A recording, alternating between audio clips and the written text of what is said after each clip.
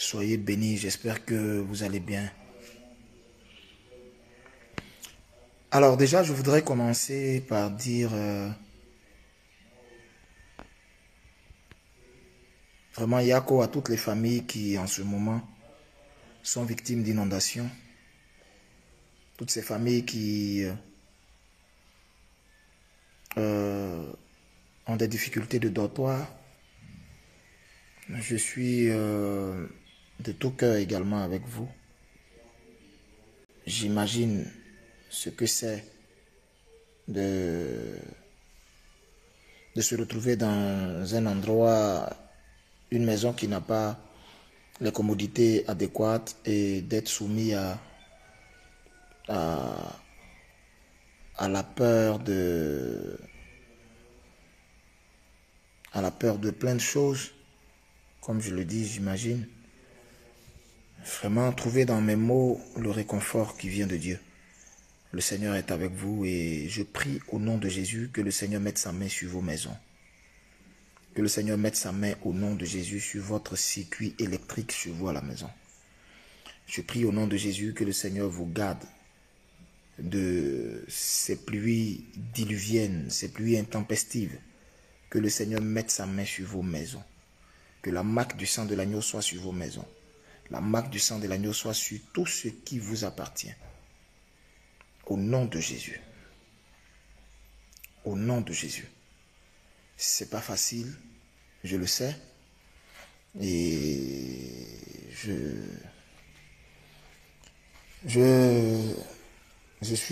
compatis avec toutes les familles qui passent par tous ces moments compliqués là. Je compatis avec toutes ces familles là, vraiment. Que le Seigneur vous bénisse, que sa main soit avec vous. Que sa main soit avec vous. Bon, attends, je cherche. Voilà, que sa main soit vraiment avec vous.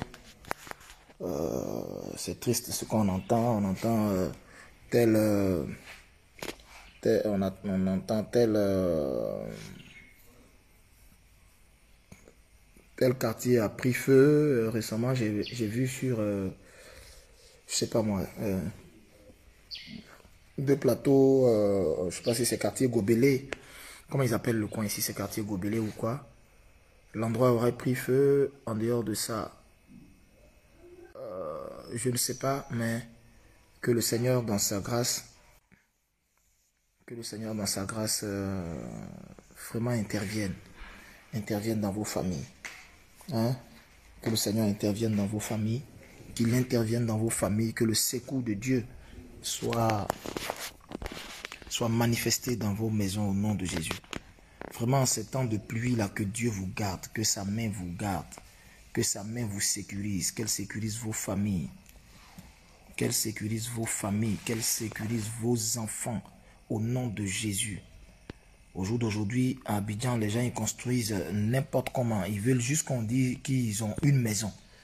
Mais on ne construit pas une maison pour la construire. Quand on construit une maison, on tient compte de toutes les... comment je vais dire ça? On tient compte de beaucoup de paramètres. On ne construit pas pour construire, pour se vanter de dire j'ai déposé brique à Abidjan, j'ai déposé pied à Abidjan. Tu as déposé pied à Abidjan qui tue des gens. Tu as déposé maison à Abidjan qui détruit des vies, qui emporte des vies.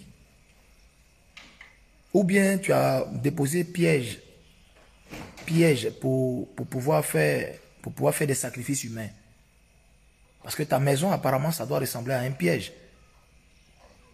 Puisque c'est ceux qui déposent les pièges là, qui attendent que ça prenne le rat ou la viande de brousse. On ne construit pas une maison pour la construire. Quand on construit, il faut se dire qu'il y a des familles qui y vivent. Et généralement, ces gens même qui construisent les maisons, vous le voyez, eux, ils vivent dans des palaces bien fortifiés, bien sécurisés. Toutes les commodités sont là. Et tout s'il y a lieu d'avoir dans la maison, il y a tout. Leurs enfants sont en sécurité et ils construisent des maisons n'importe comment. N'importe comment. On ne sait même pas qui fait leur lotissement. On ne sait même pas qui fait les choses. Et les maisons, ils les construisent comme ça. Et ça tue des familles, ça endeuille des vies. Ça endeuille des vies. Et le problème, je ne comprends pas quelles sont les mesures que prend le gouvernement par rapport à à ces constructions anarchiques, à ces gens qui... Je ne comprends pas. Si c'est un réseau dans lequel eux et le gouvernement sont, ils n'ont qu'à nous dire. Ils n'ont qu'à nous dire. Mais que la main du Seigneur soit sur son peuple. Parce que ces gens dont les immeubles s'écroulent, les immeubles s'effondrent, on n'a jamais entendu dire qu'on les a mis en prison, on leur a donné 20 ans de prison ferme ou bien perpétue. Bon, on ne comprend pas. Mais il a construit sa maison là. Il a construit comment? Quels sont les experts qui sont venus expertiser la chose pour savoir si sa maison là répondait à toutes les... Franchement, c'est vraiment dommage. Vraiment que Dieu ait sa main sur nos concitoyens. Que le Seigneur ait sa main sur nos concitoyens en tout cas et que sa grâce surabonde dans vos vies.